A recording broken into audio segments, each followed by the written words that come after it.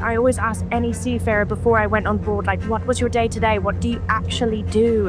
And you still don't know until you really start doing it yourself. So it was the unknown. The idea of visiting new countries, experiencing different culture, and working with people from around globally truly inspires me. Before going to sea, I was really excited. I learn a lot better when you're actually carrying out the task, so I was really excited to just get stuck in. Why do people choose a career at sea? What makes it special? And what are the challenges? As a seafarer myself, and with more than 25 years in the maritime industry, I'm often surprised at how little people actually know about the life of a seafarer. On this series of Future Thinking, we are going to hear more from seafarers and experts from the industry to explore those questions and much more. Hello, I am Captain Yves Vandenborn. I'm the Head of Loss Prevention for the Asia-Pac region at North Standard. Welcome to episode 2 of this series of Future Thinking. In this episode, we look at those embarking on their maritime careers, the cadets. I want to have a chat about recruitment and retention of seafarers and the required training for cadets. Plus, we will be discussing the work being done in mentoring and cadet support. To discuss all this, I am joined by Lisa Oliver, Curriculum Manager at South Shields Marine School in the northeast of England. Lisa, welcome. Hello. And Johan Smit, Head of Wellness for the Sailor Society. Johan, thank you for joining us. Hi, Yves. Can I just start maybe by asking both of you and Lisa first to give a short introduction on yourself and the company you work for? My name's Lisa Oliver and I currently work at South Shields Marine School. I am the curriculum manager for cadets who enter a 3-year-long cadet programme to eventually be a fully qualified engineering officer of the watch. Previous to that, I served at sea myself. I worked for the Royal Navy in an electrical role as well.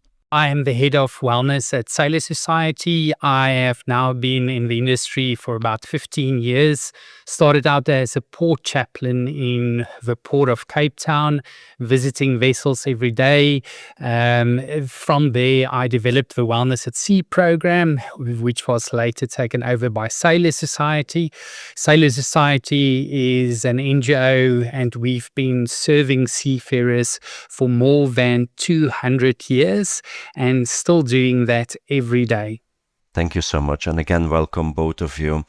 During the intro, we heard a couple of sound bites from cadets, and I would like to say thank you to Johan and the Sailor Society for letting us use these sound clips.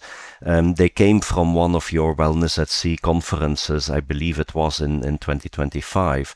But Johan, let me start with you first. A question.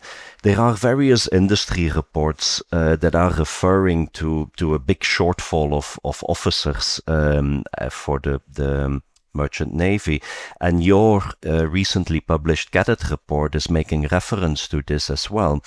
Do you have an idea why is this? Is this an issue with a lack of people entering the industry, or is it a retention issue? I think it's probably a bit of both. So there's certain problems within the pipeline in terms of converting cadets into officers. But then I also think that seafaring has become less and less attractive as a long-term career for young people. Cadets are nowadays entering a very different industry from before. It's more digital, it is more demanding, and as everyone on the call will know, nowadays it is very compliance heavy, and I think a younger generation has a very high expectation around well-being, around connectivity, and around support. And if the industry can't provide that, we will see numbers going down. Also, I think salaries in the old days, it was considered considerably higher than shore-based jobs, but now more than before, it is becoming more in line.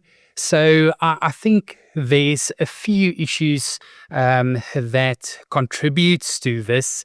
Retention, I think, is in some cases being damaged by life at sea pressures, contract terms, family separation, job access, things like that. In an older generation, all of these things were accepted as part of life, but our cadet research and reports shows that this young generation are very much focused on social justice, on fairness, on well-being, and it is something that the industry must take into consideration if we want to close this gap and address the shortfall of officers in the industry.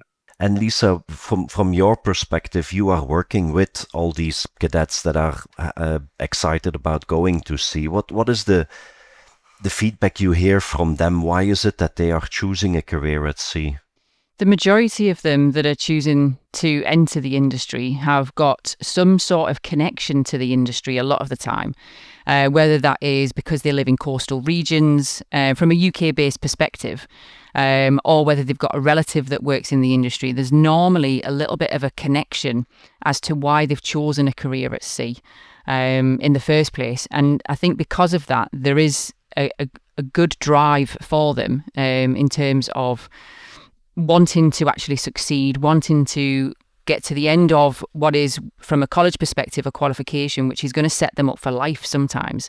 Even if they don't follow it through into a fully fledged 25-year career at sea, they still see the benefit and the relative benefit in actually gaining an educational qualification that these cadetship programs offer.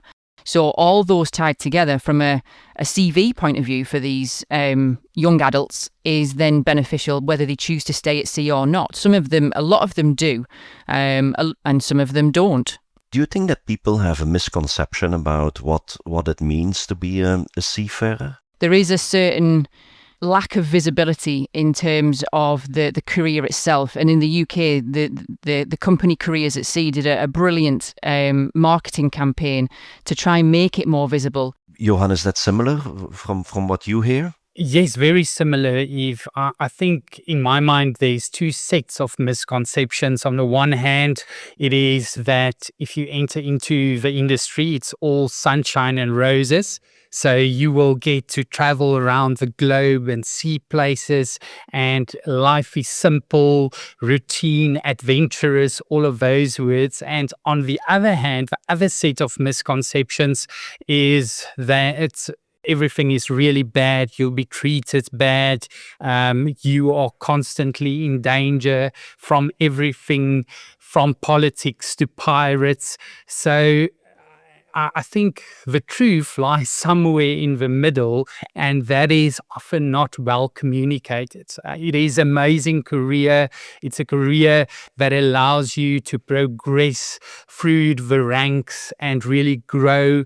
You get global exposure, etc., etc. So there's so many positives, but in some way we are caught between these two sets of misconceptions. And I think as an industry, we can do more to set the record straight. What we try and do as a training establishment is prepare them as much as we can for a life at sea. So yes, there is a massive range in terms of the experience that some of these cadets actually get when they're at sea. But what we try and tell them is that one experience of going to sea does not represent the whole industry, because from a UK perspective, it follows a structured pathway. So they come to college in the first instance, then they go to sea, then they come back to college, then they go to sea again, and then they come back to college for the final stage. So the second sea phase, they are more prepared, they are more experienced, they know what to expect to some degree. You mentioned that you are preparing them for their first contract. Can you just elaborate maybe a little bit more on how you prepare them? Yeah, certainly. So obviously they come to us roughly for about 6 months before they get their first sea trip. And in that 6 months, as well as the academics that are going on in the background, they also get like an hour a week with a pastoral care tutor.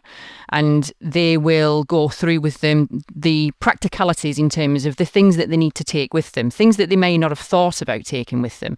We get the Sailors Society in to actually talk to them as well.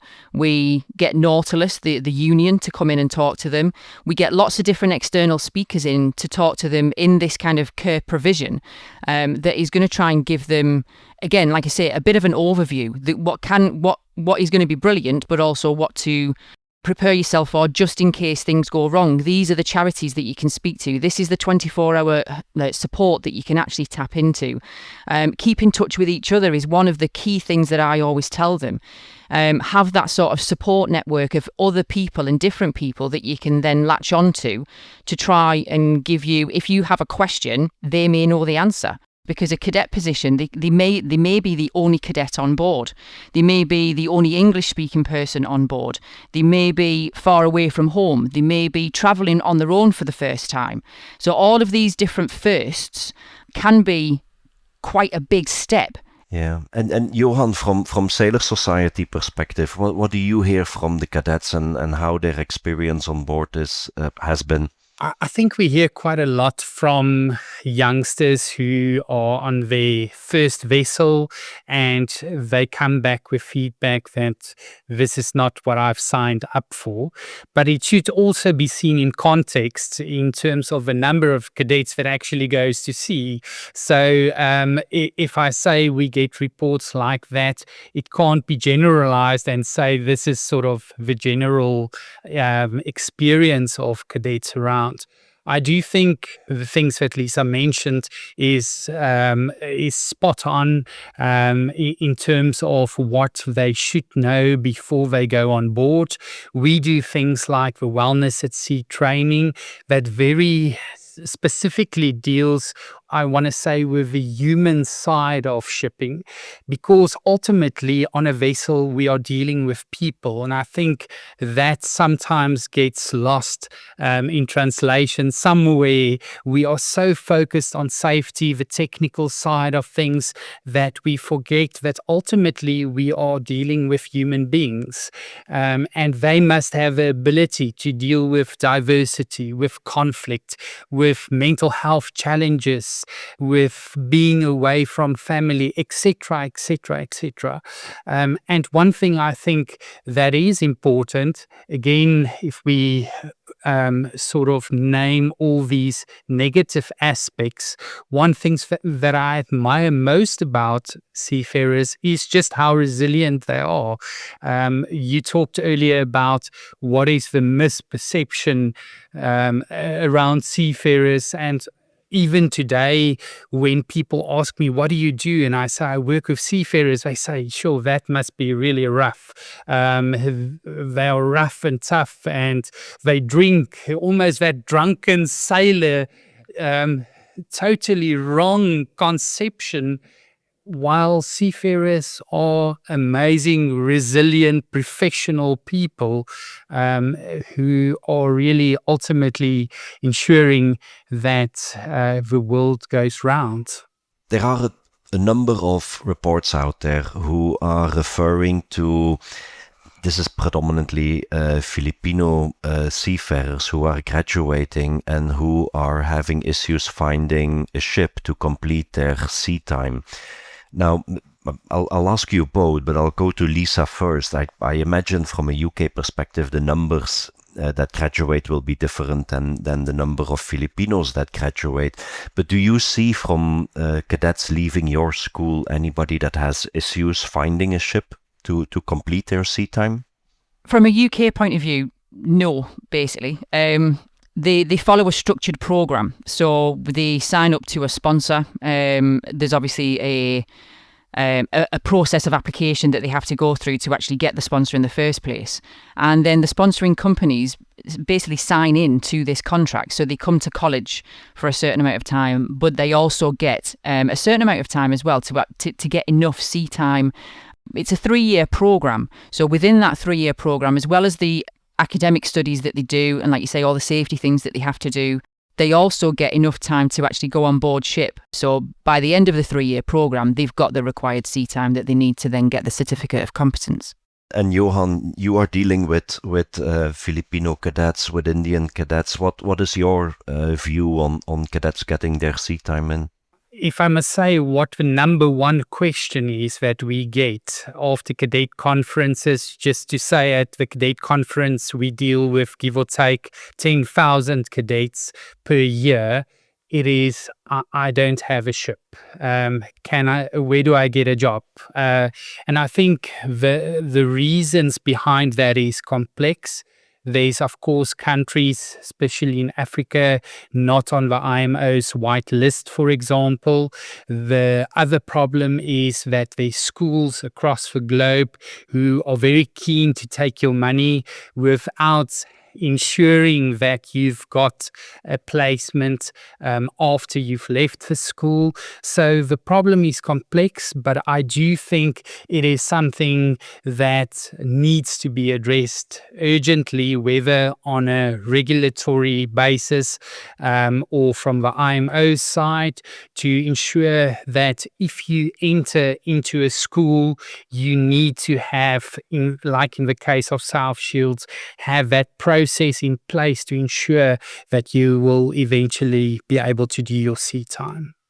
Johan, on your cadet report that was published last year, which quite interestingly you are calling the first digital seafarer generation, one of the points that you are talking on in your report is connectivity and how it affects the well-being of cadets and seafarers on board. I thought that was a really interesting discussion because it clearly shows both the pro and the con that connectivity on board has. And with this new generation of seafarers now that we have, how do you see that mental preparedness of being on board of a ship? How does that affect them? Yes, connectivity is a double-edged sword. On the one hand, it is keeping seafarers close to home, but on the other hand, it's also keeping the problems from back home constantly present on board.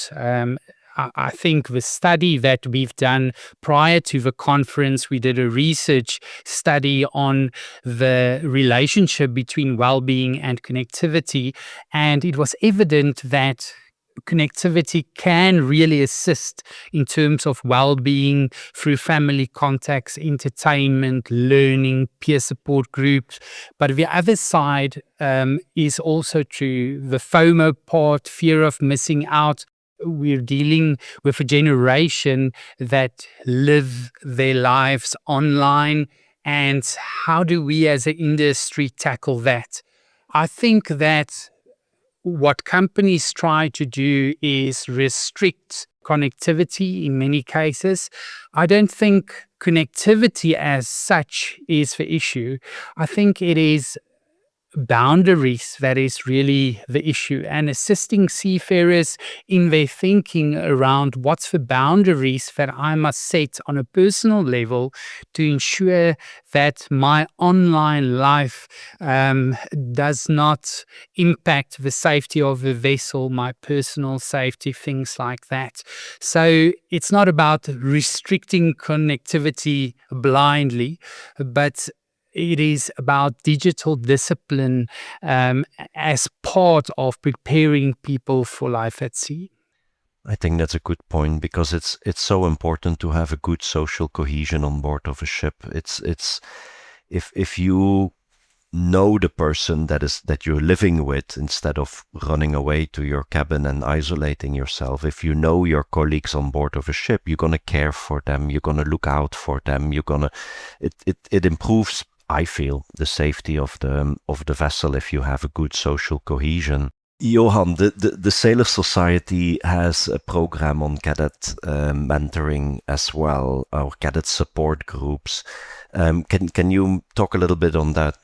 So we've got comprehensive cadet programs where we try to build a broad range of services around cadets to build a supportive environment. This starts out with some training, the Wellness at Sea training. Then they become part of our cadet peer support groups. Peer support groups are groups of not more than 20 seafarers, or in this case, cadets, where they can talk to one another and support one another. But in all of these groups, there's always 2 moderators from the society present. We've got a cadet helpline, the cadet conferences, so really a whole ecosystem of services. And I think the key message in all of this is the day you set your foot on the vessel for the first time, you are not alone. That is sort of a one-liner that underlines everything for cadets to really know you are not alone, whatever happens at sea.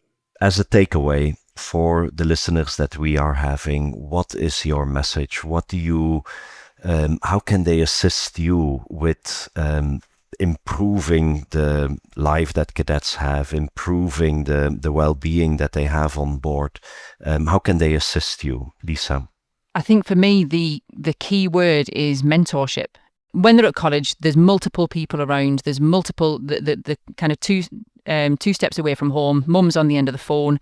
When they step on board ship, they are on their own. But like Johan said, they are not alone. What we would like to see from a shipboard perspective is the mentoring scheme that will take someone under the wing, that will show them the ropes, that will try to give them the experience that they possibly had, or if they had a bad experience, to then change it for the next person. So kind of passing it forward, paying it forward. I think for me, one of the things that I've seen over the past 15 years is tremendous growth in terms of our awareness around things like mental health, diversity, how people are treated. So my message would be that the industry is constantly improving, and that we are taking mental health, well-being, that we are taking those topics very seriously.